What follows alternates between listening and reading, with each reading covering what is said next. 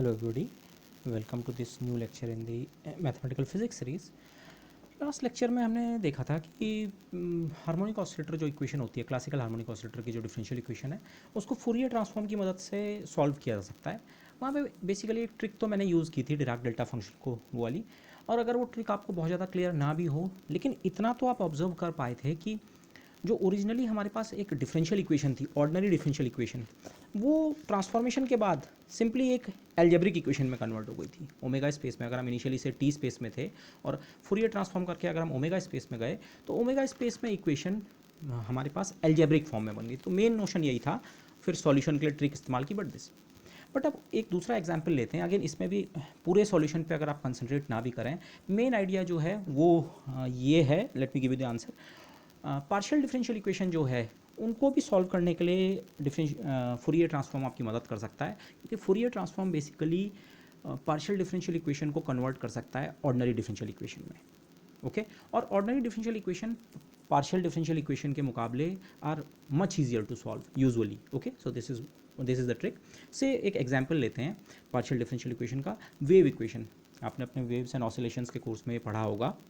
कोई भी वेव हो, ये तो मैंने साइनोसोडल वेव दिखाई है, ट्रैवलिंग वेव, पर किसी भी तरह की अगर वेव हो, तो वेव में किसी पॉइंट पे, माना ये एक्स एक्सिस है, वेव इस डायरेक्शन में प्रोपोगेट कर रही है, तो किसी भी लोकेशन एक्स पे, माना ये कोई स्ट्रिंग है जो वाइब्रेट कर रहा है, तो स्ट्रिंग का जो डिस्प्लेसमेंट है मीन पोजीशन से, अगर मैं उसे वाई से रिप्रेजेंट कर रहा हूँ, ये हाइट जो है वाई, ये अलग अलग पॉइंट्स पर अलग अलग है, हर एक्स पे ये वाई की वैल्यू डिफरेंट है, y is a function of x, लेकिन ये डिस्प्लेसमेंट जो है ये टाइम के साथ वेरी भी कर रहा है. ओके ये अभी इस पॉइंट पे डिस्प्लेसमेंट ज़्यादा है, थोड़ी देर बाद ये डिस्प्लेसमेंट कम हो जाएगा और कम हो जाएगा, नेगेटिव साइड में जाएगा एंड सो ऑन. तो जो वेव है बेसिकली आपका एक वाई फंक्शन है which is a function of x and T.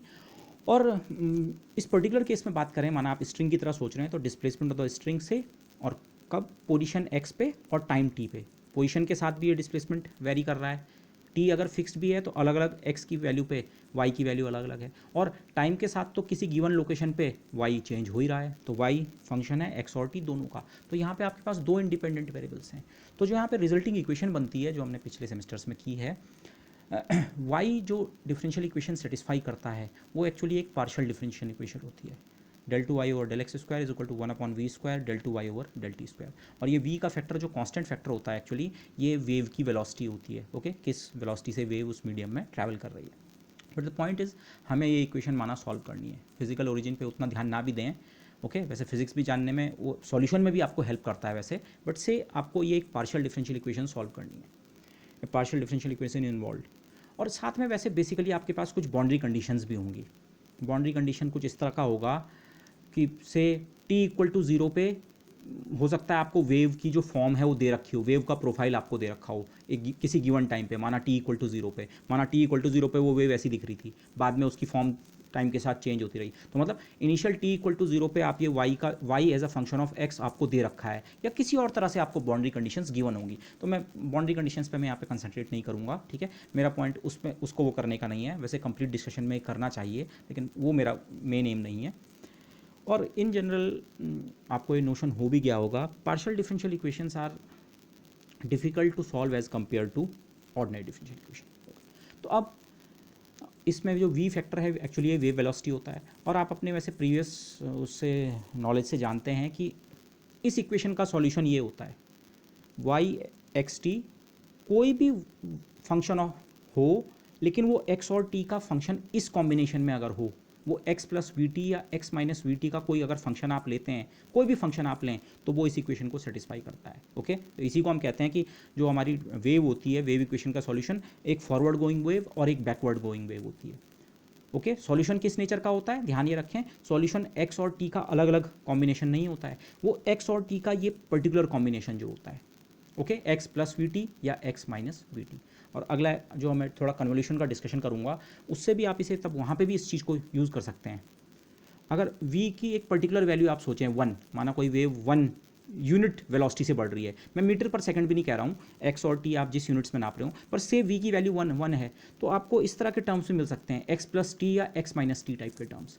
Okay तो मतलब आपको ये ध्यान रखना है, अगर कहीं पे कोई फंक्शन है x प्लस टी या x माइनस टी का, तो वो बेसिकली एक वेव को रिप्रेजेंट करता है, ट्रैवलिंग वेव को, ये आगे की तरफ जाती हुई वेव या पीछे की तरफ जाती हुई. ओके यस, बट ये ये भी आप वैसे पहले से जानते हैं, बट से अभी हमें ये नॉलेज नहीं है, हमें कहा गया इस इक्वेशन को सॉल्व कीजिए, पार्शियल डिफरेंशियल इक्वेशन है।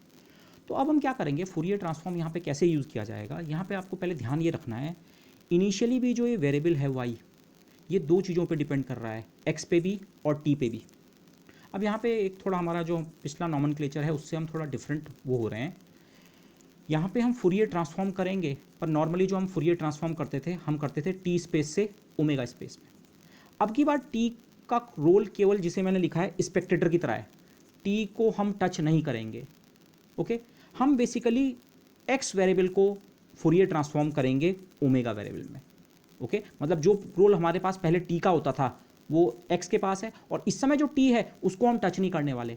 वाई जो फंक्शन है वो एक्स और टी का फंक्शन है, तो हम एक्स के ऊपर तो फूरियर ट्रांसफॉर्म कर देंगे। एक्स के ऊपर फूरियर ट्रांसफॉर्म कैसे करेंगे, एक्स स्पेस से ओमेगा स्पेस में जाने का मतलब क्या है, जब हम फूरियर ट्रांसफॉर्म करते थे टी स्पेस से ओमेगा स्पेस में, तो हमारा एक्सपोनेंशियल फैक्टर होता था e पर आइटा ओमेगा टी। तो अब की बार एक्सपोनेंशियल फैक्टर होगा e पर आइटा ओमेगा एक्स। अगर मैं इस इक्वेशन के दोनों साइड्स को e पर प्लस आइटा ओमेगा एक्स से मल्टीप्लाई करूँ, इंटीग्रेट कर दूँ माइनस इन्फिनिटी से इन्फिनिटी तक with respect to x, integration हम एक्स के रेस्पेक्ट में करेंगे और तब हमें ओमेगा में वेरिएबल चेंज हो जाएगा, और 1/√2 का फैक्टर ले लें। तो अगर हम ये वो स्टेप करें, Fourier transform from the x space to the omega space keeping t as spectator. T का रोल कुछ नहीं है, टी का इस इंटीग्रेशन के पर्पज से आप सोचिए टी को हम कांस्टेंट की तरह ट्रीट करते हुए, या कांस्टेंट तो नहीं ट्रीट कर पाएंगे एक्जैक्टली, लेकिन टी का फूरियर ट्रांसफॉर्म में कोई रोल नहीं है, क्योंकि फूरियर ट्रांसफॉर्म का जो मैंने कर्नल फंक्शन लिया है iota omega x, x space से हम ओमेगा स्पेस में जा रहे हैं, एक्स के ऊपर इंटीग्रेशन है, एक्स वेरिएबल खत्म हो जाएगा, ये बचेगा फंक्शन ओमेगा का, और टी पे डिपेंडेंस तो है ही, तो टी की डिपेंडेंस तो बरकरार रहेगी। ऐसे ही राइट हैंड साइड में भी। ओके, तो इस चीज़ को मैंने यहाँ पे भी दिखाने की कोशिश की है। आप ऐसे कह सकते हैं इनिशियली आपके दो वेरिएबल्स थे एक्स और टी, और फूरियर ट्रांसफॉर्म करके टी को तो हम टच नहीं कर रहे हैं इस समय, लेकिन एक्स को कन्वर्ट कर रहे हैं ओमेगा में यूजिंग फूरियर ट्रांसफॉर्म। ओके, तो बेसिकली आप इसको ऐसे भी सोच सकते हैं, जिसको मैंने लिखा है टी इज स्पेक्टेटर, टी एक दर्शक की तरह है, उसका कोई रोल नहीं है फूरियर ट्रांसफॉर्म में। तो थोड़ी देर के लिए अगर आप टी को भूल जाएं तो बेसिकली ये हमारा पिछले डिस्कशन तक का फूरियर ट्रांसफॉर्म ही है, एक्स स्पेस से ओमेगा स्पेस में। अब वो अलग बात है, पिछली बार हम हमारे वेरिएबल का नाम हम एक्स नहीं लेते थे टी, बट वो वेरिएबल का केवल नाम है। ओके, तो ये स्टेप अगर आप करें, फूरियर ट्रांसफॉर्म जिस तरह से करते हैं वो स्टेप, वैसे ही लिखने की जरूरत नहीं थी, मैं अगर केवल इतना भी लिख देता कि हम इक्वेशन के दोनों साइड्स का फूरियर ट्रांसफॉर्म कर रहे हैं तो भी चल जाता, बट फूरियर ट्रांसफॉर्म करने का एक्सप्लिसिट मतलब इस समय क्या है वो दिखाने के लिए मैंने लिखा है। e to power plus iota omega इससे मल्टीप्लाई किया, लेफ्ट हैंड साइड के टर्म को dx के रेस्पेक्ट में इंटीग्रेट किया 1/√2, राइट हैंड साइड का ये टर्म 1/v², v कॉन्स्टेंट है इंटीग्रेशन से बाहर, राइट हैंड साइड का ये टर्म इसको मल्टीप्लाई किया है, यहाँ नीचे मल्टीप्लाई कर रखा है e to power iota omega x से, dx के रेस्पेक्ट में इंटीग्रेशन माइनस इन्फिनिटी से इन्फिनिटी 1/2। ये करें। अब माना y का जो फूरियर ट्रांसफॉर्म है उसको हम y टिल्डा लिखें, y जो कि xt का फंक्शन है, तो x तो चेंज हो जाएगा ओमेगा में इस प्रोसेस के बाद। ओके, मतलब किस प्रोसेस के बाद, अगर हम अकेले केवल y से स्टार्ट करते और उसको e to power iota omega s से मल्टीप्लाई करें और 1/√2 का फैक्टर दे दें और माइनस इन्फिनिटी से इन्फिनिटी तक इंटीग्रेट कर दें, तब जो फंक्शन मिलता है वो ये है माना y टिल्डा। टी का कोई रोल नहीं है, टी को वैसे का वैसी ही। तो अगर ये है, लेकिन इसको अगेन मैं वाई टिल्डा लिखने के बजाय कैपिटल वाई लिखूंगा। आप वाई टिल्डा भी लिख सकते हैं, but it is much easier to write capital y. तो मतलब ये जो हमने यहाँ पे ट्रांसफॉर्मेशन किया फूरियर ट्रांसफॉर्म, ये मैथमेटिकली ऐसा करके, इसमें टी का रोल केवल एक दर्शक का है, उससे ज़्यादा टी का कोई रोल नहीं है, एटलीस्ट सरफेस पे देखने में। और वेरिएबल चेंज हो रहा है एक्स से ओमेगा में, फूरियर ट्रांसफॉर्म के बाद हमारा वेरिएबल एक्स के बजाय ओमेगा में चेंज हो गया। तो फूरियर ट्रांसफॉर्म से पहले के फंक्शन को अगर हम स्मॉल वाई लिख रहे हैं, तो ट्रांसफॉर्मेशन के बाद के फंक्शन को मैं वाई टिल्डा लिखने के बजाय कैपिटल वाई लिख रहा हूँ। तो अब आप देखिए, अगर ये del2/del(x2) नहीं होता तो ये y का फूरियर ट्रांसफॉर्म था, y कर्नल मल्टीप्लाई किया 1/√2π, लेकिन ये तो y का दो बार डिफ्रेंशिएशन कर रखा है, और डिफ्रेंशिएशन भी उसी वेरिएबल के रेस्पेक्ट में है, x के रेस्पेक्ट में, जिस स्पेस से आप स्टार्ट कर रहे थे। t का रोल स्पेक्टेटर का है, x स्पेस से आप स्टार्ट कर रहे थे, लेकिन y का फूरियर ट्रांसफॉर्म ना होके ये तो y के दो बार डिफ्रेंशिएशन का फूरियर ट्रांसफॉर्म है। और फूरियर ट्रांसफॉर्म और इवन लाप्लास ट्रांसफॉर्म में भी हमने ये प्रॉपर्टी पढ़ी है, अगर इस तरह के y के बजाय y के सिंगल डिफ्रेंशिएशन या डबल डिफ्रेंशिएशन का फूरियर ट्रांसफॉर्म आप करते हैं तो आपको माइनस आइटा ओमेगा के फैक्टर मिलते हैं।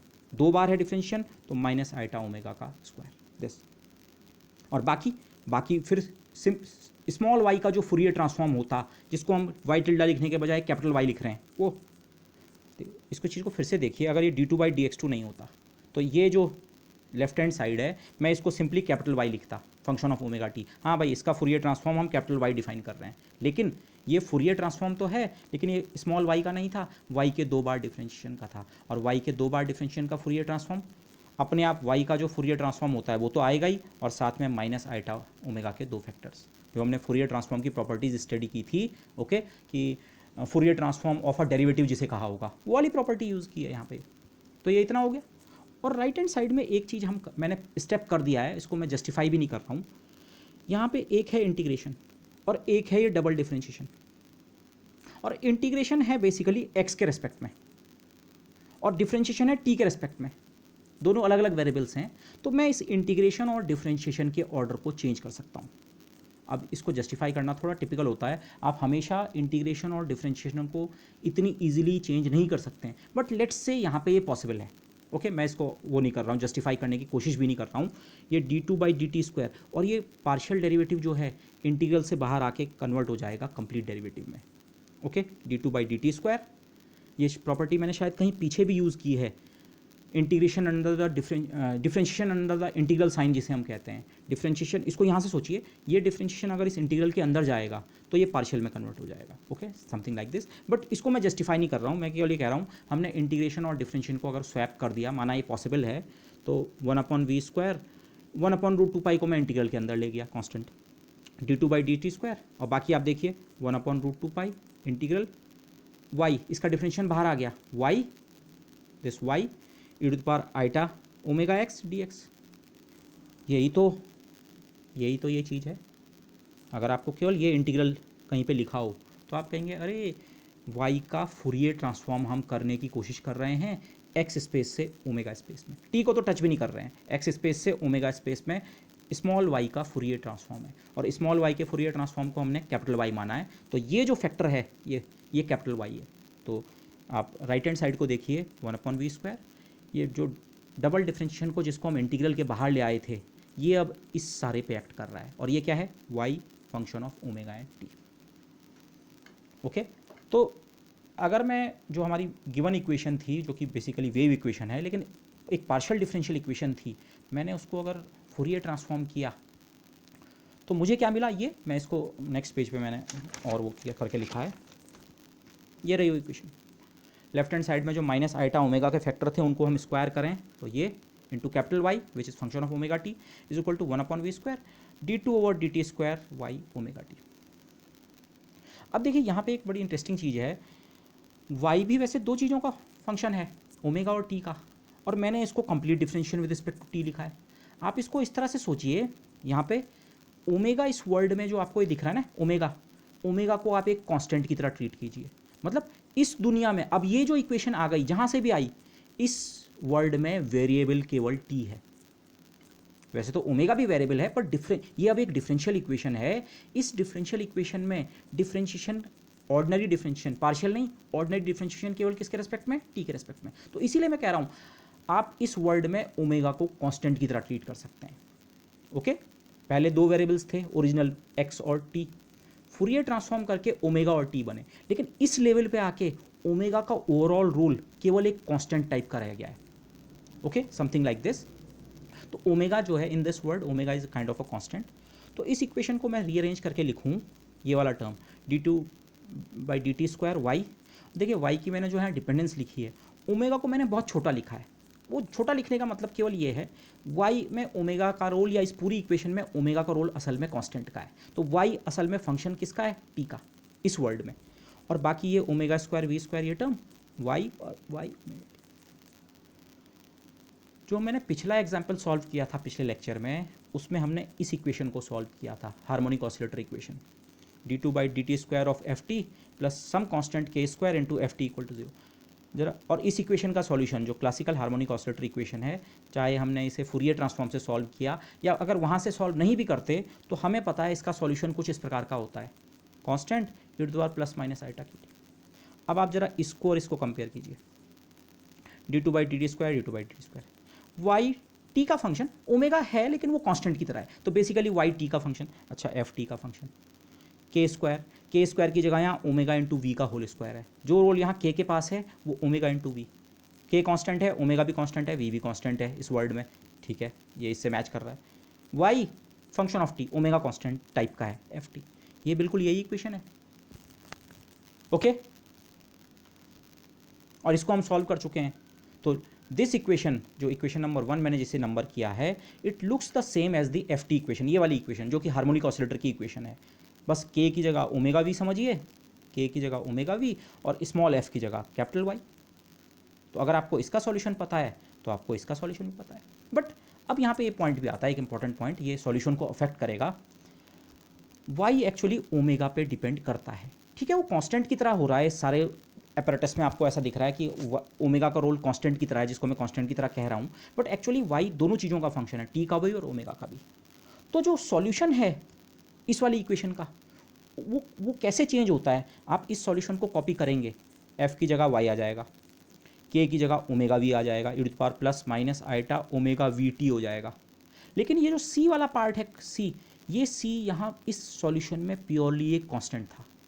इस वाले सॉल्यूशन में आके, इस वाली इक्वेशन के सॉल्यूशन में जिसको हम इस समय सॉल्व करना चाह रहे हैं, ये सी तो मैंने लिखा है, लेकिन ये सी एक्चुअली ओमेगा का फंक्शन है। इतना चेंज होता है।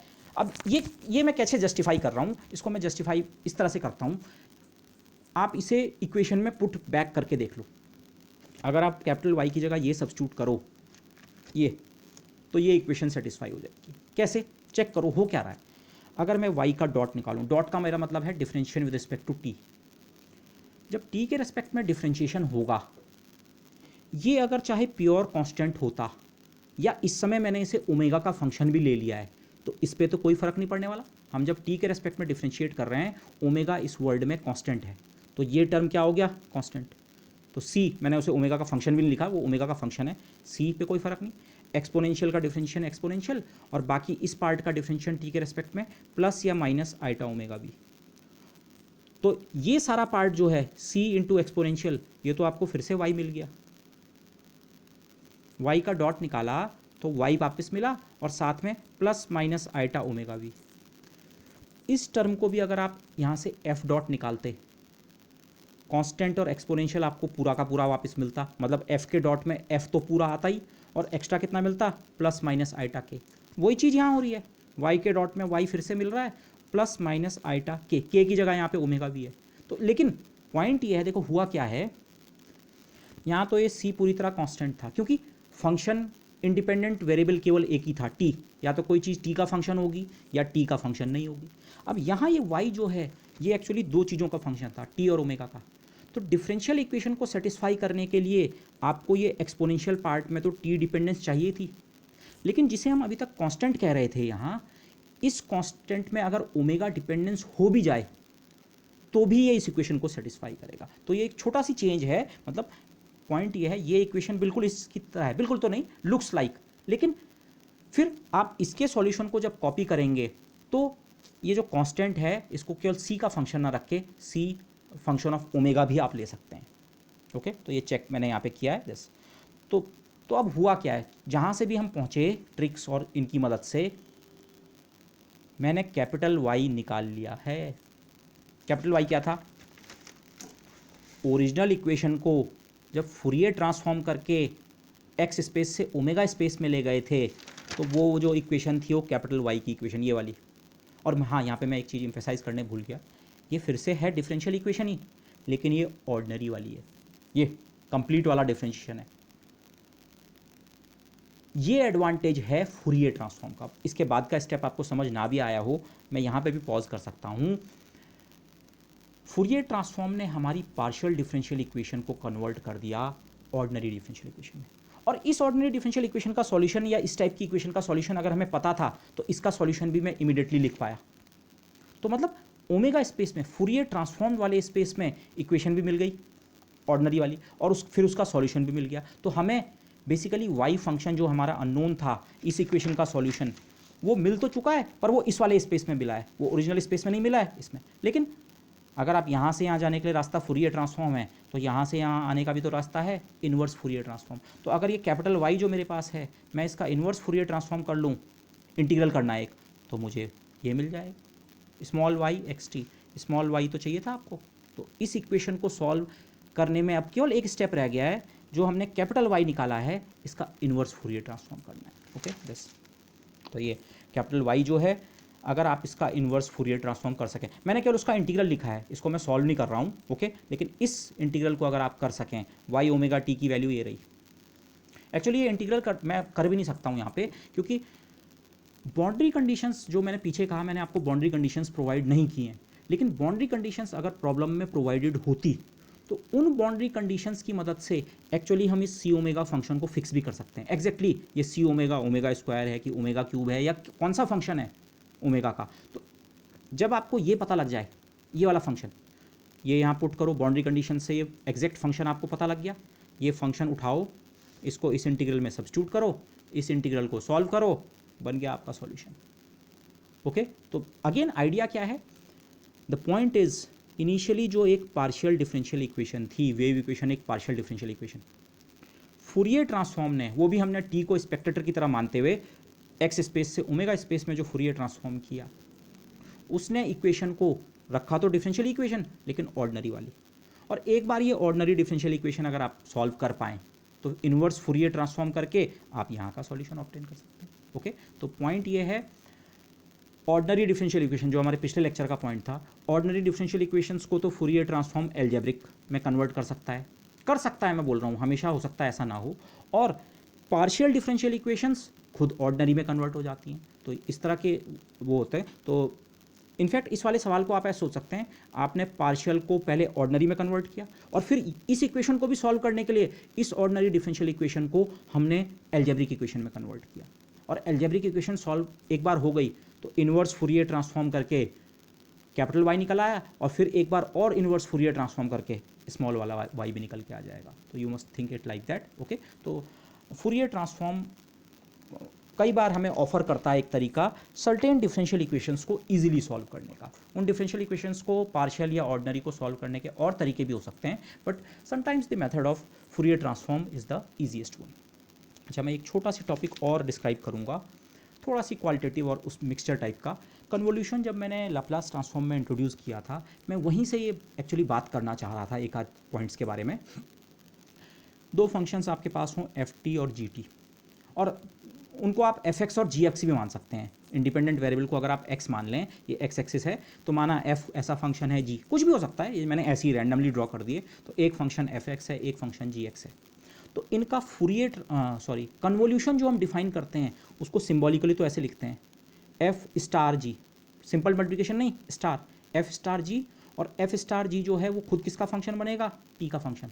ओके, तो f star g as a function of t, इसकी डेफिनेशन ये होती है, integral 0 to t f tau g t minus tau d tau. Tau मैंने ऐसी कोई वेरिएबल ले लिया, टाउ इंटीग्रेशन का वेरिएबल है तो वो डमी है, आप चाहे तो इसको टाउ की जगह एक्स भी रख सकते हो, टाउ की जगह यहाँ x, f function of x, g function of t minus x d x, और एक्स के ऊपर इंटीग्रेशन है 0 से टी तक। आप खुद ही देखिए, जब आप इस इंटीग्रेशन को परफॉर्म करेंगे तो एक्स के ऊपर तो डेफिनेट इंटीग्रल है, तो एक्स तो खत्म हो जाएगा और टी बचेगा, और टी अगर यहाँ नहीं भी होता, इस लिमिट के कारण भी टी आपके पास है, तो टी ओवरऑल जो क्वांटिटी बचेगी आपके पास, जो फंक्शन बचेगा वो टी पे डिपेंड कर रहा होगा। तो ये इसी को कई बार हम ऐसे भी लिखते हैं, F T star G T, ऐसे भी लिखते हैं, ऐसे भी लिखते हैं, और इस डिस्कशन में तो मैं इसे सिंपली सी टी भी कह सकता हूँ। सी मतलब कन्वोल्यूशन, एफ और जी का कन्वोल्यूशन वाला फंक्शन ये है।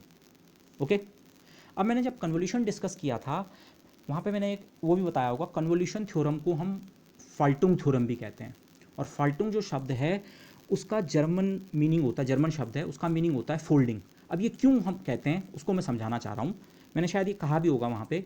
ये जो फंक्शन है, देखिए स्टार्ट तो आपने दो फंक्शंस एफ एक्स और जी एक्स से किया, लेकिन उनका आपने कहा इन दोनों का कन्वोल्यूशन तो ये एफ और जी का कहलाएगा, कन्वोल्यूशन ऑफ एफ एंड जी, लेकिन उसकी डेफिनेशन में जो इंटीग्रल आ रहा है उसमें एफ तो सीधे सीधे आ रहा है और जी इस तरह के, जी एक्स नहीं है, जी टी माइनस एक्स है।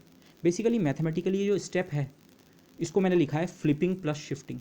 जी एक्स जो भी फंक्शन था माना इस प्रकार का था, जी एक्स की जगह जी टी माइनस एक्स लेने का मतलब एक्चुअली होता है आपने इस फंक्शन को एक तो फ्लिप कर दिया है, फ्लिप करने का मतलब मिरर इमेज लेना बेसिकली, और फिर शिफ्ट कर दिया है। शिफ्टिंग हमने बात की थी, कोई फंक्शन है आप उसे ए यूनिट्स आगे या ए यूनिट्स पीछे शिफ्ट कर सकते हैं। तो ये जो जी टी माइनस एक्स है ये एक्चुअली फ्लिपिंग और शिफ्टिंग होती है। तो इसको समझते हैं। लेकिन ये जो पॉइंट है ये डेफिनेशन है, हमने कन्वोल्यूशन की ये डेफिनेशन ली थी। और फिर लाप्लास और फूरियर ट्रांसफॉर्म दोनों में एक इंटरेस्टिंग प्रॉपर्टी आती है कि किसी कन्वोल्यूशन का जो फूरियर ट्रांसफॉर्म होता है वो सिंपली इंडिविजुअल फंक्शंस के जो फूरियर ट्रांसफॉर्म होते हैं उनके प्रोडक्ट के बराबर होता है। मतलब ये अगर सी टी एक फंक्शन है जो हमने अब इस तरह से डिफाइन किया, तो अगर आप सी टी का फूरियर ट्रांसफॉर्म देखेंगे तो सी टी का फूरियर ट्रांसफॉर्म सिंपली कितना होगा, अकेले एफ का जितना फूरियर ट्रांसफॉर्म होता है और अकेले जी का जितना फूरियर ट्रांसफॉर्म होता है उनका सिंपल वाला प्रोडक्ट, कन्वोल्यूशन नहीं, सिंपल वाला। ओके, इसका मैं थोड़ा सी एक फिजिकल एग्जांपल भी दूंगा। इससे आगे का जो डिस्कशन है इसमें कुछ चीज़ें स्लाइटली रॉन्ग भी हो सकती हैं, मैं पूरी उस पर वो नहीं कर रहा हूँ, बट मैं आपको एक आइडिया देना चाहता हूँ, नॉट कम्प्लीटली रॉन्ग, बट मैं बहुत फाइनल डिटेल्स में नहीं जाऊँगा। तो लेकिन आइडिया वाइज वो सही है। कन्वोल्यूशन शब्द का मतलब क्या होता है, कन्वोल्यूशन का रफली मीनिंग आप मिक्सिंग समझ सकते हैं। लेकिन ये मिक्सिंग किस तरीके की है इसको समझिए। जैसे वो लेज़र पॉइंटर होते हैं हमारे पास, छोटे छोटे से पेन साइज़ के, ओके, जो क्लासरूम टीचिंग वगैरह में भी यूज़ करते हैं। लेज़र पॉइंटर अगर आपके पास एक है, माना एक लेज़र पॉइंटर आपने कहीं से, माना इस कॉपी पे एक लेज़र पॉइंटर के आगे वो था, तो आपकी इस कॉपी पे माना कुछ इस तरह का वो बना, एक ब्राइट स्पॉट और फिर धीरे धीरे ब्राइटनेस कम हो रही है कम हो रही है, कुछ इस तरह का पैटर्न बना माना। लेकिन अब आपने क्या किया, वो जो लेज़र पॉइंटर्स थे उनका पूरा एक बंच बना दिया, बहुत सारे लेज़र पॉइंटर्स, 3 4 5 6 8 10, ये बंच अलग अलग लोग अलग अलग तरीके से बना सकते हैं। कोई किसी ने माना 3 लिए इस तरीके से, किसी ने इस तरह से एडजस्ट किए 2 के ऊपर। तो लेकिन आपने किसी एक पैटर्न में माना लेज़र पॉइंटर्स का एक बंच बनाया। अब एक एक लेज़र पॉइंटर तो स्क्रीन पे इस तरह का इंटेंसिटी पैटर्न प्रोड्यूस कर रहा था। लेकिन अब आपने वो सारी जो बंच था उन सारे लेज़र पॉइंटर्स को ऑन किया, तो अब जो आपको स्क्रीन पे इंटेंसिटी का डिस्ट्रीब्यूशन दिखेगा वो मैथमेटिकली उसको डिस्क्राइब करने का तरीका होगा कन्वोल्यूशन। कन्वोल्यूशन यहाँ पे किन 2 फंक्शंस का होगा, कन्वोल्यूशन 2 फंक्शंस का होता है। तो जो मैं लेज़र वाला एग्जांपल दे रहा हूँ इसमें कन्वोल्यूशन किस चीज़ का होगा, इसमें कन्वोल्यूशन होगा एक लेज़र बीम किस तरह का प्रोफाइल बनाती है, वो तो बनेगा एक फंक्शन एफ, और खुद आपने उन अलग अलग लेज़र्स को किस तरह से अरेंज करके उनका बंच बनाया है वो दूसरे फंक्शन की इंफॉर्मेशन देगा। तो जो ओवरऑल जो आपको स्क्रीन पे पैटर्न दिखने वाला है वो एक्चुअली कुछ इस तरह के एक्सप्रेशन से कंट्रोल होगा। अब मैं इसको और ज़्यादा डिस्क्राइब नहीं कर रहा हूँ, बट आप इसको क्वालिटेटिवली सोचिए। बेसिकली कन्वोल्यूशन इस तरह की चीज़ें होती हैं, एक तो कुछ आपके पास इन्फॉर्मेशन थी और उस इन्फॉर्मेशन को आपने दूसरी इन्फॉर्मेशन के साथ मिक्स किया है, ये एक तरह से क्वालिटेटिवली मिक्सिंग ही तो है। एक लेज़र की इन्फॉर्मेशन होने को तो इन सारे लेज़र बीम्स की इन्फॉर्मेशन एक जैसी थी, लेकिन आपने इन्हें एक खास पैटर्न में अरेंज किया, माना ये और ये, या दूसरी बार ऐसे इसको ये ट्रायंगल टाइप का बनाया, और ज़्यादा भी हो सकते हैं। तो ओवरऑल जो आपका रिजल्टेंट इफेक्ट है वो एक्चुअली होगा कन्वोल्यूशन। अब ये बहुत क्वालिटेटिव एग्जाम्पल था, लेकिन मैं इससे ज़्यादा नहीं आगे बढ़ रहा हूँ। एक और एग्जाम्पल मैं आपको देना चाहूँगा जो एक्सपेरिमेंटल एंड से है। अगेन ये भी पूरी तरह ट्रू नहीं है, but more or less idea ठीक है। माना कहीं बहुत दूर से एक सिग्नल आ रहा है, आप ऐसे सोच सकते हैं किसी बहुत दूर अंतरिक्ष में किसी तारे से हमारी अर्थ पे लाइट आ रही है, सिग्नल आ रहा है, ओके, लाइट सिग्नल। उसमें उस तारे के बारे में कुछ इन्फॉर्मेशन है, जो लाइट सिग्नल आता है उसी की मदद से आप डिस्टेंट ऑब्जेक्ट्स के बारे में जानते हैं। तो ये सिग्नल जो है, लाइट हो या एक्सरे हो या किसी और प्रकार की बीम हो, ये हमारे पास आ रही है। लेकिन आपकी जो भी बीम होती है आप उन्हें पहले किसी इंस्ट्रूमेंट से गुजारते हैं। रफली मैं इस इंस्ट्रूमेंट को माना टेलीस्कोप कहता हूँ। इसमें बहुत कॉम्प्लिकेटेड मशीनरी लगी हो सकती है, कई तरह के वो डिवाइस लगी होती हैं, पर रफली मैं इस इंस्ट्रूमेंट को आप सोचिए माना ये टेलीस्कोप है। अब जो हमारा डिटेक्टर है लास्ट में जो इस सिग्नल को डिटेक्ट करेगा, डिटेक्टर पे इस सिग्नल के पढ़ने से पहले ये एक बहुत बड़े इंस्ट्रूमेंट से इंटरेक्ट कर रहा है। बड़े से भी सेंस नहीं है, मतलब किसी इंस्ट्रूमेंट से ये इंटरेक्ट कर रहा है। ओके, आप और सिंपल इसे सोच सकते हैं, आप आँख से और दूरबीन से, मैं इसे दूरबीन कह रहा हूँ, टेलीस्कोप भी नहीं कह रहा इस समय, दूरबीन से किसी दूर की ऑब्जेक्ट को देख रहे हैं, दूर के तारे को ही माना। वैसे दूरबीन से आप, ऑर्डिनरी दूरबीन से आप तारा नहीं देख सकते, बट से तो आपकी आँख या डिटेक्टर को जो चीज़ मिलेगी ना, डिटेक्टर को जो चीज़ डिटेक्ट होगी वो एक्चुअली इस सिग्नल का, इस इंस्ट्रूमेंट की प्रोफाइल के साथ जो कन्वोल्यूशन बनेगा वो, आप ऐसे सोचिए सिग्नल अपने आप में ये एफ टाइप का रोल है इस सिग्नल का। लेकिन ये जो इंस्ट्रूमेंट है इसकी बनावट के कारण, इसमें जिस तरह का मटेरियल लगा है, कहीं पे इसमें कोई मिरर लगा होगा, वो मिरर हो सकता है कुछ लाइट को एब्जॉर्ब करता है, फिर कहीं पे कोई प्रिज्म लगा होगा, फिर कोई डिफ्रैक्शन ग्रेटिंग लगी होगी, फिर कोई और एपरेटस लगा होगा। तो इस इंस्ट्रूमेंट का भी एक प्रोफाइल होगा, ऑप्टिकल प्रोफाइल होगा, उसका डिस्क्रिप्शन का फंक्शन माना है जी। तो जो हमारे डिटेक्टर को लास्ट में ये सिग्नल पहुंचेगा ना, इस पे जो सिग्नल पहुंचेगा वो इसका और इसका कन्वोल्यूशन होगा। जो ओरिजिनल सिग्नल आ रहा था और साथ में हमारे इंस्ट्रूमेंट ने उसके साथ जितनी मिक्सिंग की, मैं अगेन बहुत क्वालिटेटिवली आपको ये बता रहा हूँ, बट रफली आइडिया यही है। जो डिटेक्टर हमारा ऑब्जर्व करेगा वो सीधे सीधे इस सिग्नल को ऑब्जर्व नहीं कर रहा है, उस सिग्नल में इस इंस्ट्रूमेंट के कारण एक कन्वोल्यूशन आ चुका है। Okay, this is one way. लेकिन यहाँ से आप एक चीज़ समझ सकते हैं, कन्वोल्यूशन थ्योरम फिर इतनी इंपॉर्टेंट क्यों है। इस एग्जाम्पल को अगर आप ट्रू मान रहे हैं, भाई जो हमारा डिटेक्टर है, जो उसने रीडिंग ली, मैं उसे अगर रीडिंग लेना कहूँ, उसकी रीडिंग में हमें केवल सिग्नल की इन्फॉर्मेशन नहीं है, सिग्नल में जो इंस्ट्रूमेंट ने अपनी मिक्सिंग कर दी है वो भी उसमें शामिल है, अपना कन्वोल्यूशन कर दिया है। बट आप फूरियर ट्रांसफॉर्म की प्रॉपर्टी को ध्यान रखें, अगर आप किसी चीज़ को ओरिजिनल स्पेस में देखने के बजाय फूरियर स्पेस में देखते हैं, फूरियर स्पेस मतलब फूरियर ट्रांसफॉर्म करके, तो फूरियर ट्रांसफॉर्मेशन में क्या होता है, डिटेक्टर ने जो चीज़ ऑब्जर्व की, आप इस चीज़ का फूरियर ट्रांसफॉर्म कर लो ज़रा। अब ये चीज़ जैसे मैंने बताया, ये चीज़ एक्चुअली इसके और इसकी प्रॉपर्टी का कन्वोल्यूशन हो चुका है। लेकिन फूरियर ट्रांसफॉर्म की प्रॉपर्टी क्या होती है, किसी कन्वोल्यूशन का फूरियर ट्रांसफॉर्म कितना होता है, अपने आप जो सिग्नल का फूरियर ट्रांसफॉर्म है, देखो मैं सिग्नल के फूरियर ट्रांसफॉर्म को सिग्नल टिल्डा लिख रहा हूँ, ठीक है, और इंस्ट्रूमेंट प्रोफाइल के उसको INT का टिल्डा, टिल्डा मतलब सिग्नल का अपने आप Fourier transform signal tilde, instrument profile का फूरियर ट्रांसफॉर्म इंस्ट्रूमेंट टिल्डा। तो अगर हम फूरियर ट्रांसफॉर्म करके डिटेक्टर की इंफॉर्मेशन को देखें तो उसमें केवल सीधे सीधे signal tilde into instrument tilde, मतलब सीधे सीधे, या जिसको हम F ओमेगा G ओमेगा भी लिख रहे थे, ये F ओमेगा G ओमेगा, ये F है ये G है। ओके, अब F सिग्नल तो F हो भी सकता है, इंस्ट्रूमेंट को G बोलना बड़ा वो है, बट मैं केवल क्वालिटेटिवली आपको समझाना चाह रहा हूँ, इसने जितनी मिक्सिंग की है वो G है। तो मिक्सिंग लेकिन होती किस तरह से है, F प्लस G टाइप की नहीं होती है, मिक्सिंग यूजुअली होती है कन्वोल्यूशन टाइप की। तो कन्वोल्यूशन के असर को ख़त्म करना, आप अगर ये जानना चाह रहे हैं कि भाई हमारे इंस्ट्रूमेंट ने जितनी मिक्सिंग की, अगर ये मिक्सिंग नहीं होती तब वो सिग्नल कैसा था। देखिए आपको डिटेक्टर को तो ये मिला, लेकिन आपको जानकारी चाहिए केवल इस सिग्नल की, तो मतलब आपको इसमें से कन्वोल्यूशन पार्ट हटाना है, जिसको हम डी कन्वोल्यूट करना कहेंगे। तो डी कन्वोल्यूट आप ओमेगा स्पेस में जाके बड़े आराम से कर सकते हैं। क्यों, डिटेक्टर को ये इन्फॉर्मेशन मिली। अगर आप इसको फूरियर स्पेस में जाके देखें, फूरियर ट्रांसफॉर्म करके देखें, तो इसका फूरियर ट्रांसफॉर्म सिंपली होता है F का फूरियर ट्रांसफॉर्म इंटू G का फूरियर ट्रांसफॉर्म। तो अगर हम किसी तरीके से अपने इंस्ट्रूमेंट के प्रोफाइल के बारे में जानकारी हासिल कर सकते हैं, हो सकता है ये एग्जैक्ट जानकारी आपके पास ना हो, पर आपने किसी एस्टिमेशन के मेथड से अगर आपने इसका इंस्ट्रूमेंट का प्रोफाइल और उसका फूरियर ट्रांसफॉर्म अगर आपने पता कर लिया है G ओमेगा, तो अगर आप इस क्वांटिटी को सिंपली G ओमेगा से डिवाइड कर दोगे तो आपके पास क्या क्या बचेगा, केवल F ओमेगा।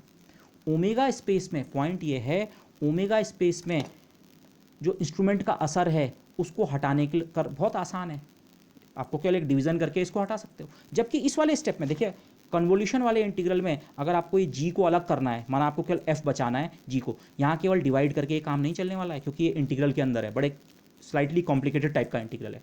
तो ओरिजिनल जो कन्वोल्यूशन जो डिटेक्टर को दिख रहा है उसमें से तो इंस्ट्रूमेंट का प्रोफाइल अलग हटाना इतना आसान नहीं है, पर अगर आप फूरियर ट्रांसफॉर्म करके उस इन्फॉर्मेशन को देखें तो उसके बाद ये केवल F इंटू G का प्रोडक्ट बचता है ओमेगा स्पेस में। तो अगर आपको G ओमेगा की इन्फॉर्मेशन पता है तो G ओमेगा के फैक्टर से डिवाइड कर दो, तो अब आपके पास F ओरिजिनल सिग्नल नहीं है, उसका फूरियर ट्रांसफॉर्म है, बट एक ही बात है, अगर आपको फूरियर ट्रांसफॉर्मेशन वाला F पता है तो इन्वर्स फूरियर ट्रांसफॉर्म करके आपको फिर ये पता लग जाएगा। तो ये है कन्वोल्यूशन का बेसिक एक आइडिया। ओके, कन्वोल्यूशन होता क्या है, अगेन मैंने बहुत क्वालिटेटिव एग्जांपल्स आपको दिए हैं। ओके, एक स्लाइटली क्वांटिटेटिव एग्जांपल मैं लास्ट में आपको एक छोटे वीडियो में दिखाने की कोशिश करूँगा, ओके, मोबाइल पे दिस। तो अगर हम G ओमेगा का एस्टिमेट कर सकें तो सिंपल डिवीजन से आपको केवल जो आपके यंत्र ने जो इस सिग्नल के साथ मिक्सिंग की थी उसको आप हटा सकते हैं। Okay, then simple division can exclude the effect of the instrument. Again इस चीज़ में क्वालिटेटिवली मोटे तौर पे सही है, but things are not this simple. Okay, but more or less the idea is okay. अच्छा, अब मैं फाल्टुंग शब्द को आपको समझाना चाह रहा हूँ, ओके। और लास्ट में फिर एक वीडियो भी आपको दिखाऊंगा। मैंने एक बहुत सिंपल फंक्शन लिया, ये किसको आप और फंक्शंस भी आप पे हो सकते हैं, और कॉम्प्लिकेटेड फंक्शंस भी हो सकते थे, बट मैंने सिंपली एक फंक्शन लिया gx, जो कि ठीक सिंपली x के बराबर है। और इस फंक्शन को अगर आप x स्पेस में प्लॉट करें तो आप जानते हैं, अच्छा gx बराबर x, y equal to x, straight line जिसका स्लोप 45 डिग्री हो और जो ओरिजिन से पास होती है, ये वाली लाइन है gx, ब्लू से मैंने अंडरलाइन किया है, ये इसका ग्राफ है। 0 पे 0, 1 पे 1, 2 पे 2, 3 पे 3, -1 पे -1, -2 पे -2, x जितनी x की वैल्यू है वही gx की वैल्यू है। ये gx का ग्राफ है, ये ब्लू लाइन gx है। लेकिन अगर आप g माइनस एक्स को देखें तो g माइनस एक्स कितना होगा, gx बराबर x है तो g माइनस एक्स कितना होगा, -x, ओके। इसको अगर आप अपने आप में एक फंक्शन मान रहे हैं, आप g माइनस एक्स एक अलग फंक्शन है जिसकी वैल्यू -x के बराबर होती है।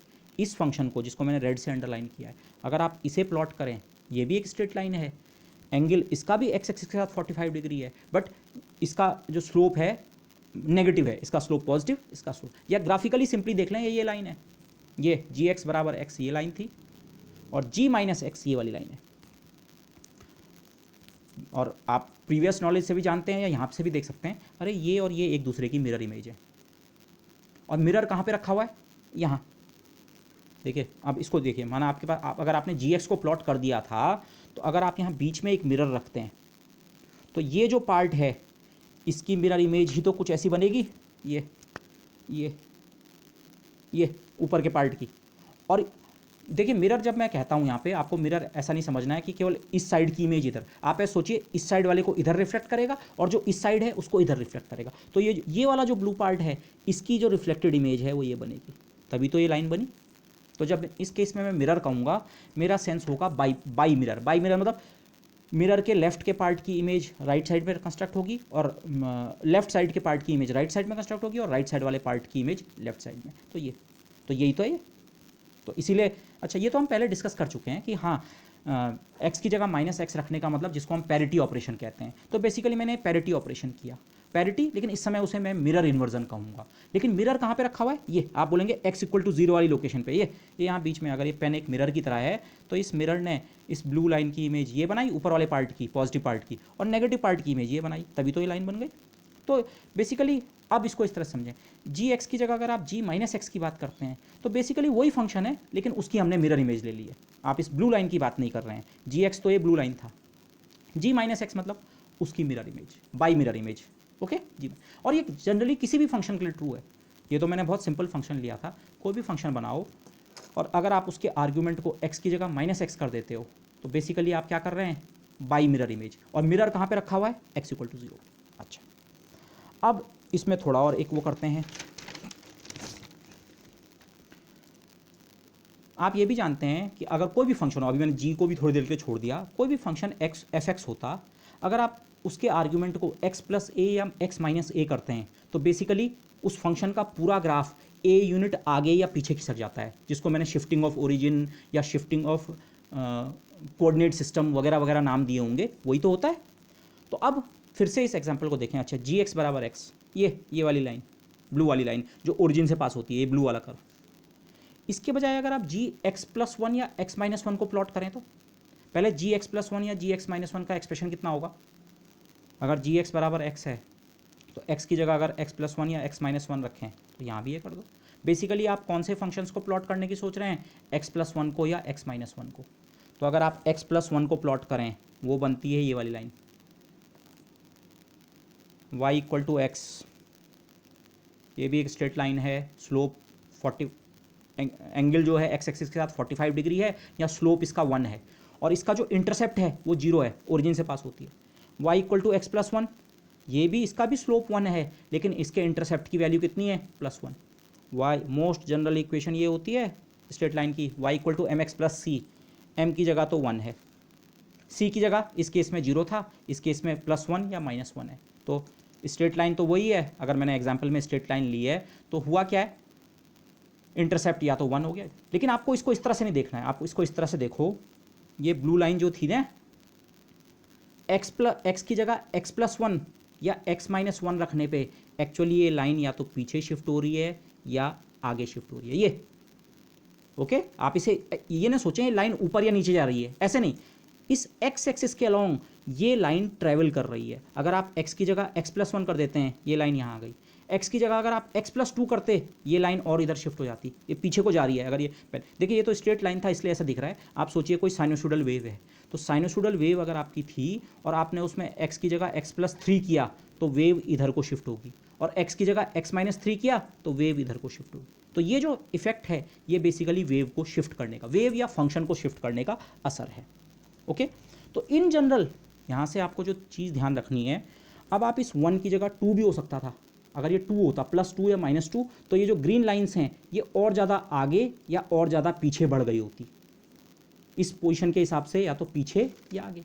तो इन जनरल अगर ये फैक्टर t है, t मतलब टाइम, पहले t = 0 है, फिर थोड़ी देर बाद t = 1 हुआ, फिर t = 2 हुआ, फिर t = 3 हुआ, फिर t = 4 हुआ। t अगर लगातार बढ़ रहा है, x-1 फिर x-2 फिर x-3 फिर x-4 and so and so on, तो आप इमेजिन कर सकते हैं क्या हो रहा है। पहले ये था और x-1 होने पे आगे बढ़ गया, और x-2 होने पे और आगे, और x-3 होने पे और आगे, 4 5।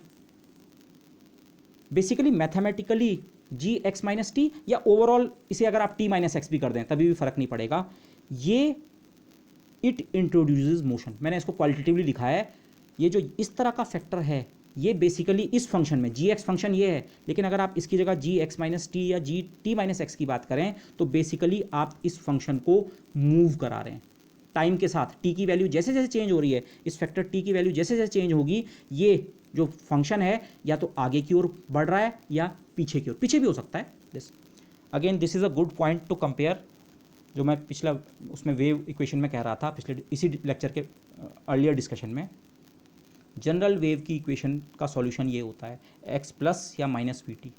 v की जगह अगर आप 1 सोचें, यूनिट वेलोसिटी से वेव आगे बढ़ रही है, ओके, तो x+t या x-t, यही चीज़ों की तो बात हो रही है।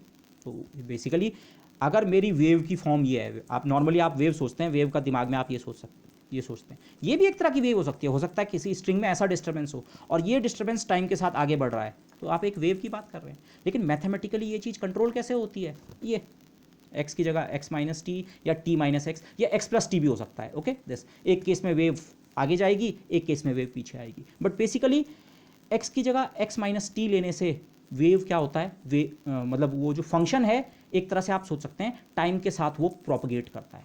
अब ये चीज़ मैं क्यों डिस्कस कर रहा हूँ, ये सिंपली gx नहीं है, ये तो fx। एक फंक्शन कन्वोल्यूशन की डेफिनेशन में एक फंक्शन तो वैसे का वैसे ही रहता है, लेकिन दूसरा फंक्शन एक्चुअली आप टाइम के साथ उस फंक्शन को ऐसे सोच सकते हैं वो फंक्शन टाइम के साथ प्रोपगेट कर रहा है। आप इसको इस पिक्चर में भी कुछ हद तक ऐड कर सकते हैं। आपका इंस्ट्रूमेंट है, इंस्ट्रूमेंट तो हमेशा एक जैसा है, ये इंस्ट्रूमेंट का प्रोफाइल जो भी है वो फंक्शन तो हमेशा एक जैसा है, लेकिन ये जो इनकमिंग सिग्नल है, ये सिग्नल माना कभी ज़्यादा है और कभी कम है और फिर ज़्यादा और कम, माना किसी स्टार से जो लाइट मिल रही है कभी बढ़ रही है कभी घट रही है, उसकी ब्राइटनेस या इंटेंसिटी चेंज हो रही है। तो हमारा इंस्ट्रूमेंट पे जो ये टकरा रही है लाइट, अगर आप इसे ही सोचें, सबसे पहले ये लाइट पहुँचेगी t = 0 वाली, फिर t = 1 वाली। माना यहाँ से आप इस स्टार के बजाय सोचिए आपके पास एक टॉर्च है, उस टॉर्च से आप यहाँ से लाइट डाल रहे हैं, लेकिन उस लाइट की इंटेंसिटी को आप घटा बढ़ा रहे हैं, तो सबसे पहले वो लाइट पहुँचेगी जो यहाँ से सबसे पहले निकली थी, t = 0 वाली। फिर t = 1 सेकेंड वाली जो लाइट है वो थोड़ा देर बाद पहुँचेगी, t = 2 वाली, t = 3। ये सिग्नल प्रोपगेट होके हमारे इस इंस्ट्रूमेंट से इंटरेक्ट करेगा। ओके अच्छा, अब कन्वोल्यूशन का नाम फाल्टूंग या फोल्डिंग क्यों होता है, अब इसे समझा जा सकता है। माना अगेन मैंने इसी एग्जांपल को लिया, gx = x फंक्शन। अब की बार ये फंक्शन मैंने सिंपली ये ब्लैक पेन से प्लॉट कर रखा है, ये gx = x। अब मैं 2-3 नए फंक्शंस बनाता हूँ। एक फंक्शन मैंने बनाया g-x, लेकिन इस g-x का नाम मैंने सिंप्लिसिटी के लिए hx रख दिया। मैं g-x भी कह सकता था, बट मैं इसे h कहूँगा। तो g-x फंक्शन कितना होता है, अगर gx = x है तो g-x कितना होगा, -x। और बल्कि आप इसे g-x ना सोच के g फंक्शन ऑफ 0-x सोचिए।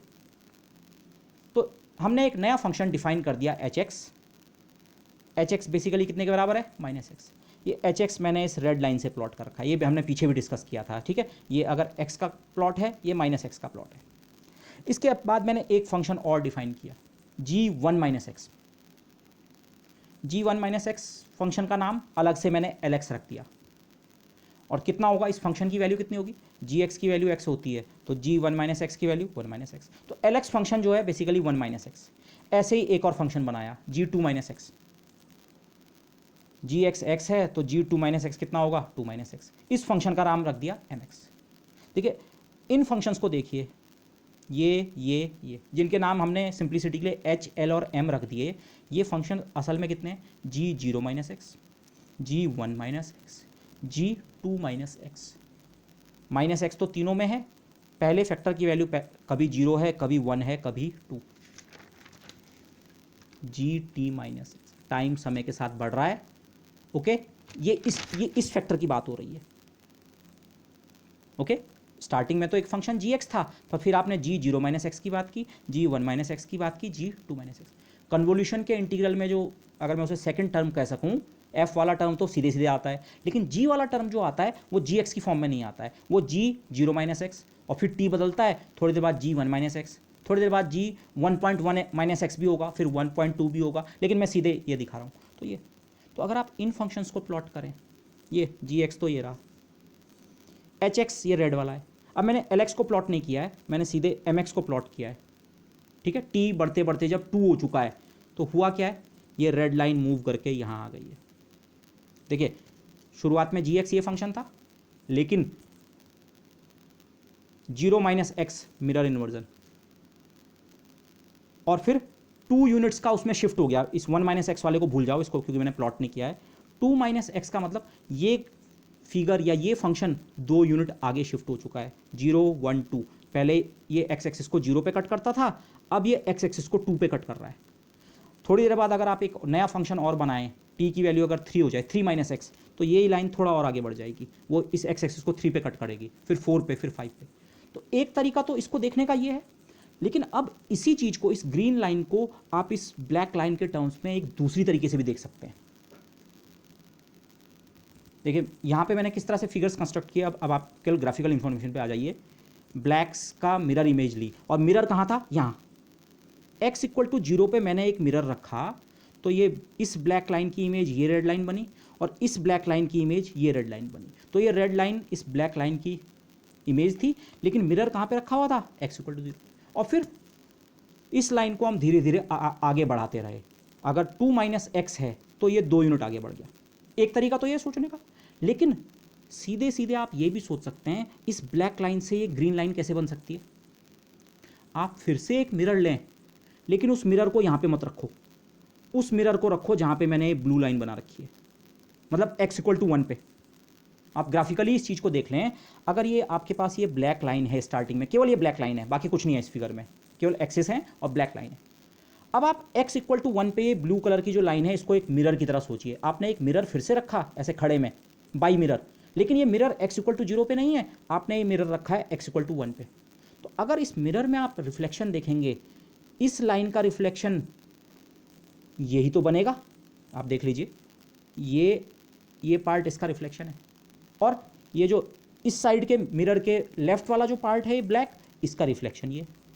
अब की बार मैं ऐसा नहीं कह रहा हूँ कि ग्रीन लाइन की मिरर इमेज पहले इस वाले मिरर में ली, रेड लाइन बनी, और फिर रेड लाइन को शिफ्ट करके गए। नहीं, मैं सीधे कह रहा हूँ मिरर लो, लेकिन मिरर ओरिजिन पे ना रख के कहाँ पे रख दो, x इक्वल टू 1 पे रखो। अब ये मिरर x इक्वल टू 1 पे क्यों रखना पड़ा, क्योंकि t की वैल्यू, जो ये t फैक्टर है, इसकी वैल्यू कितनी थी, 2। यहाँ पे जनरल फीचर ये है, देखो इस केस में mirror at x equal to 1। In general अगर आपको gx फंक्शन दे रखा है, कोई फंक्शन, मैंने तो gx बहुत सिंपल लिया था, स्ट्रेट लाइन ले ली थी, लेकिन आपको कोई भी फंक्शन gx अगर दे रखा है, तो उससे अगर आपको gt माइनस एक्स वाला फंक्शन बनाना है, तो बेसिकली आपको करना क्या है, आप एक मिरर की कल्पना कीजिए, और वो मिरर कहाँ पे रखा हुआ है, t/2 पे। जैसे इस एग्जाम्पल में t की वैल्यू 2 थी, तो 2/2 होता है 1। मिरर कहाँ पे बना, 1 पे। माना आप g3 माइनस एक्स को प्लॉट करना चाहते हैं, किसको, g3 माइनस एक्स को। t की वैल्यू इस केस में कितनी है, 3। तो आप अगेन सिंपली gx के ग्राफ से स्टार्ट करो। gx का ग्राफ हमारा ये है, ये एक मिरर की कल्पना करो, लेकिन मिरर किस पोजीशन पे, t/2 पे। t/2 कितना होता है, 3/2, 1.5 पे। ये 1 है, ये 2 है, 3 है, 4 है। आप 1.5 वाले पॉइंट पे सोचिए, अरे यहाँ पे एक मिरर रखा हुआ है, ये तो इस पॉइंट पे अगर एक मिरर रखा हुआ है तो ये मिरर क्या करेगा, इस ब्लैक लाइन की इमेज ये वाला पार्ट बनाएगा और इस वाले की इमेज बाई मिरर है ये बनाएगा। आप इसे उस तरीके से भी कर सकते थे, पुराने वाले तरीके से। हाँ नहीं जी, हम मिरर ओरिजिन पे लेंगे, इससे पहले ये वाला फंक्शन बनाएंगे और फिर ये फंक्शन टाइम के साथ आगे बढ़ता रहेगा। ऐसे भी कर सकते हैं, दोनों से सेम रिजल्ट मिलेगा, बट सिंपली एक स्टेप में जी टी माइनस एक्स का मतलब समझने का मतलब क्या है। जी टी माइनस एक्स, जी एक्स से स्टार्ट करो, फंक्शन को फ्लिप एंड शिफ्ट कर दो, या सिंपली मैं उसे फ्लिप कहूँगा, मैं केवल मिरर में रिफ्लेक्शन कर रहा हूँ।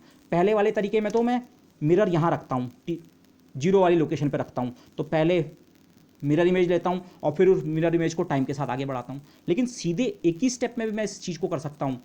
मैंने मिरर यहाँ पे नहीं रखना है, कहाँ पे रखना है, यहाँ पे मतलब t/2 पे। ये तो यही चीज़ क्या है, फ्लिपिंग। अब इस फ्लिपिंग को आप कैसे समझ सकते हैं, आप लोगों ने छोटी क्लास में अभी भी करते होंगे, कुछ वो इंक या कलर से कुछ इस तरह की ड्राइंग करते हैं। माना एक कागज़ आपने फोल्ड किया, माना यही कागज़ है, ठीक है, इस कागज़ के इस तरफ आपने कुछ रंग बिखेर दिए और कुछ रंग इधर भी बिखेर दिए। ओके, माना यहाँ आपने बिखेरा ग्रीन और यहाँ बिखेरा रेड, मैं सिंप्लिसिटी के लिए इस तरह का मान रहा हूँ।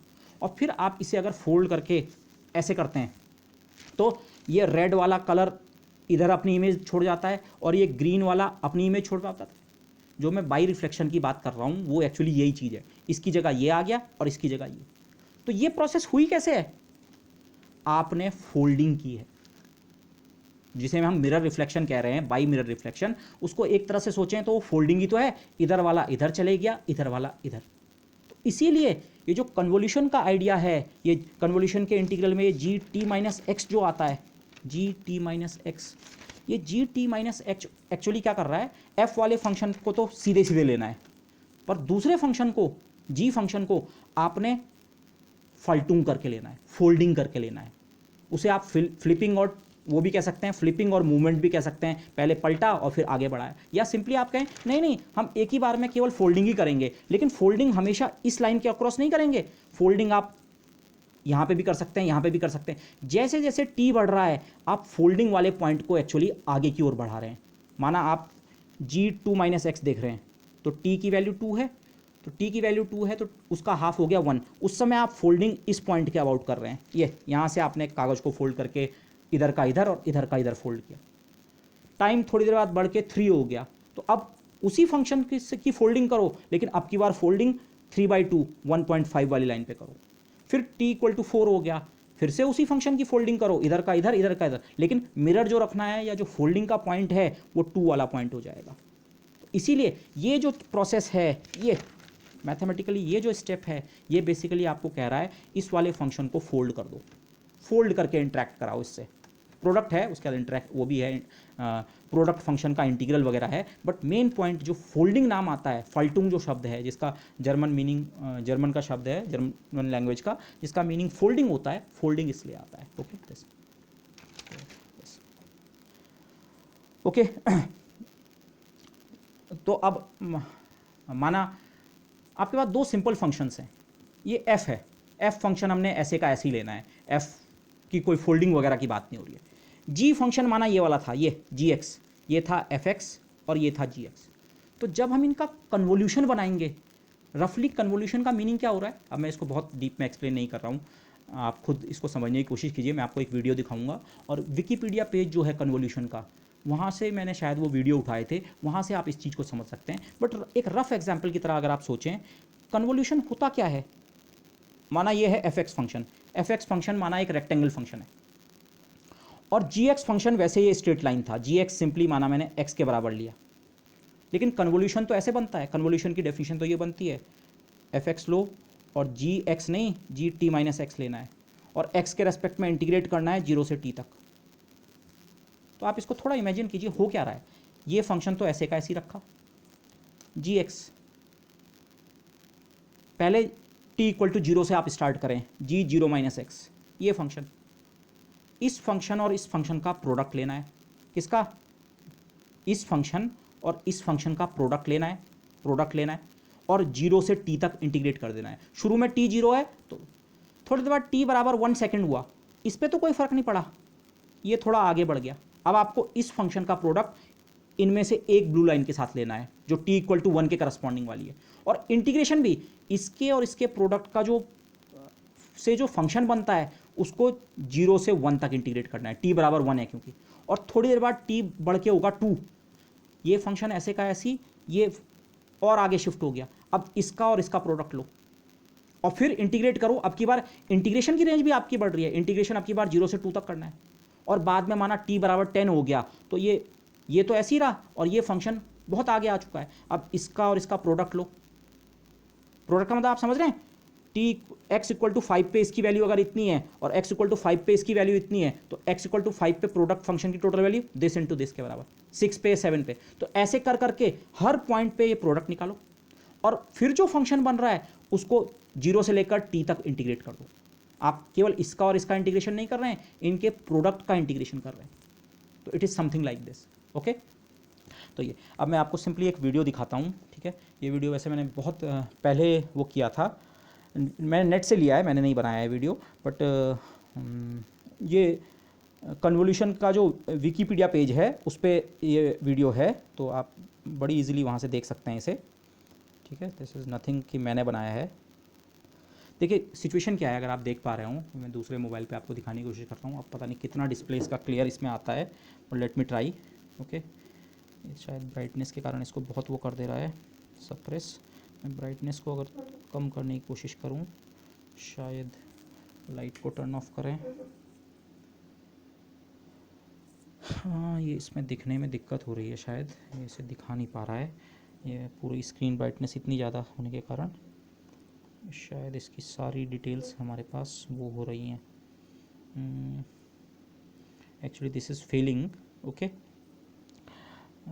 सो मैं इसको दिखा के कोई एडवांटेज नहीं है अभी डायरेक्टली, किसी टिल्ट एंगल पे भी it is not working, so let me leave it at that. Okay, वो वीडियो जो है मैं आपको अलग से भेज दूंगा, और फिर आप उसके साथ जो लिटरेचर है वेबसाइट से उसको पढ़ के खुद ही ज़रा समझने की कोशिश कीजिए थोड़ा, और आप अपनी अंडरस्टैंडिंग को बेटर कर सकते हैं कि कन्वोल्यूशन एक्चुअली क्या होता है। मैथमेटिकली तो सिंपली एक इंटीग्रल डेफिनेशन है, लेकिन उसका मीनिंग क्या होता है वो आप थोड़ा अप्रिशिएट कर पाएंगे। So with that I would like to conclude this discussion, और इसी के साथ जो हमारा फूरियर ट्रांसफॉर्म वाला डिस्कशन वगैरह है, इवन ये पूरा चैप्टर, ये यूनिट ये ख़त्म हो चुकी है, और नेक्स्ट लेक्चर ऑनवर्ड्स हम अपने बाकी टॉपिक्स की तरफ आगे बढ़ेंगे। Okay, probably we will start matrices. Okay, so thank you everybody.